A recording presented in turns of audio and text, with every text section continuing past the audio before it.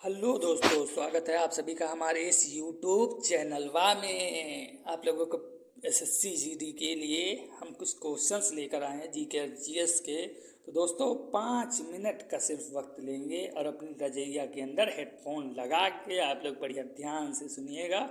और मैं ये क्वेश्चन प्रीवियस ईयर से लेकर आया हूँ, जो हैं 17, 18, 19 के ये सारे क्वेश्चंस हैं। तो आप लोग 5 मिनट सिर्फ कान में हेडफोन लगा के ध्यान से सुनिएगा दोस्तों।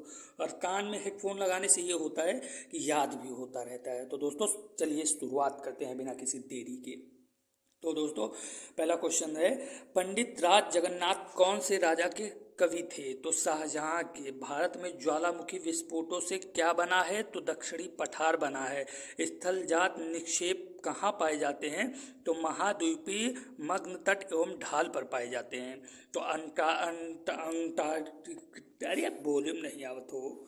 अंटार्कटिका में कौन सा एकमात्र ज्वालामुखी शिखर है? तो माउंट एल्ब्रुस जो है वो शिखर है अंटार्कटिका में। हड़प्पा कालीन सभ्यता स्थल लोथल कहाँ स्थित है? तो पंजाब में स्थित है। निम्नलिखित में से किस जैन सभा में अंतिम रूप से श्वेतांबर आगम का संपादन हुआ? तो वल्लभी में। अध्यक्षात्मक व्यवस्था में कैबिनेट के सदस्य जिम्मेदार होते हैं? तो राष्ट्रपति के प्रति होते हैं। संसदीय सरकार का सबसे महत्वपूर्ण लक्षण क्या है? तो कार्यपालिका का विधायिका के प्रति सामूहिक उत्तरदायित्व है। ठीक है दोस्तों, वास्तविक कार्यपालिका तथा नाम मात्र की कार्यपालिका के बीच भेद किस प्रकार की शासन व्यवस्था में पाया जाता है? तो संसदात्मक। तो लंदन में इंडिया हाउस की स्थापना किसने की थी? तो बरतुल्ला ने की थी। नाम बड़ी अजीब है वो। निम्नलिखित में से कौन सा आंध्र प्रदेश का बंदरगाह नगर है? तो काकीनाडा है। ठीक है। मात्र 16 वर्ष की आयु में किस नृत्यांगना को गुरुदेव रविन्द्रनाथ ठाकुर ने कथक सामग्री कहकर गौरवान्वित किया था? तो सितारा देवी जी को। भारत में सामुदायिक विकास कार्यक्रम कब आरंभ हुआ था? तो बताइए दोस्तों इसका आंसर क्या होगा? बहुत ही आसान जवाब है, 2 अक्टूबर 1952 को।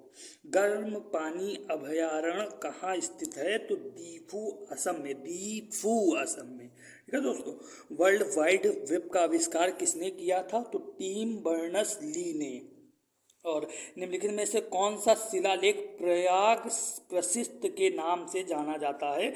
तो इलाहाबाद स्तंभ शिलालेख। जनगणना 2011 के अनुसार भारत में महिला साक्षरता दर कितनी थी? तो 65.46% महिला साक्षरता दर है, याद रखिएगा दोस्तों। दक्षिण ध्रुव साउथ पोल पहुंचने वाला प्रथम व्यक्ति कौन था? तो एम्डसेन था। गोखले माई पॉलिटिकल गुरु पुस्तक किसने लिखी? तो महात्मा गांधी। ये याद रखिएगा, महात्मा गांधी ने गोखले माई पॉलिटिकल गुरु पुस्तक लिखी थी। किसने लिखी थी? महात्मा गांधी ने। भाषा के आधार पर राज्यों का पुनर्गठन किस वर्ष में किया गया था? तो 1965 में किया गया था। सर आयर कूट निम्नलिखित में से किससे संबंध थे?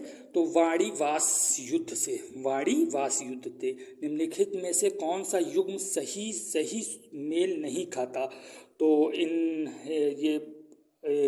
इनबा बतूता मोरक्को और अलबरूनी उज्बेकिस्तान और मार्को पोलो इटली और निकितिन समरकंद। तो इन बाबूता मोरक्को मेल नहीं खाता। इमैनुअल मैक्रो अप्रैल 2022 में किस देश के दूसरी बार राष्ट्रपति चुने गए?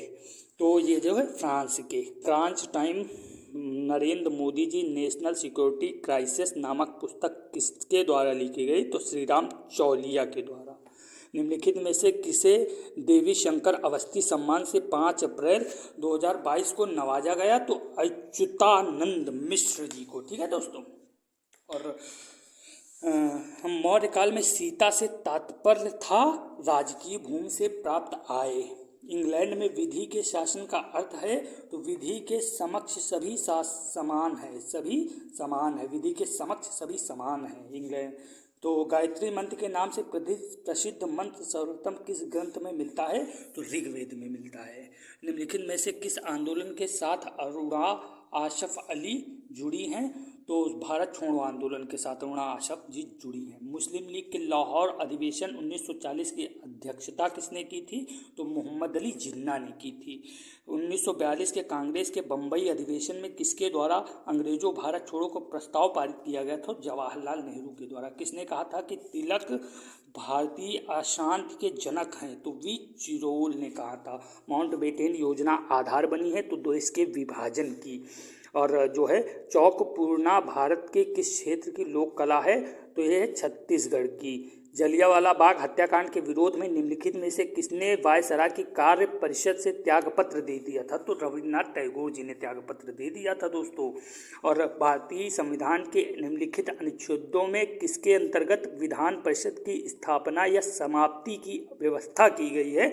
अनुच्छेद 169 के तहत। ठीक है, निम्नलिखित में से कौन सा एक सुमेलित नहीं है? तो ये अनुच्छेद 48 न्यायपालिका का कार्यपालिका से पृथक्करण, ये सुमेलित नहीं है।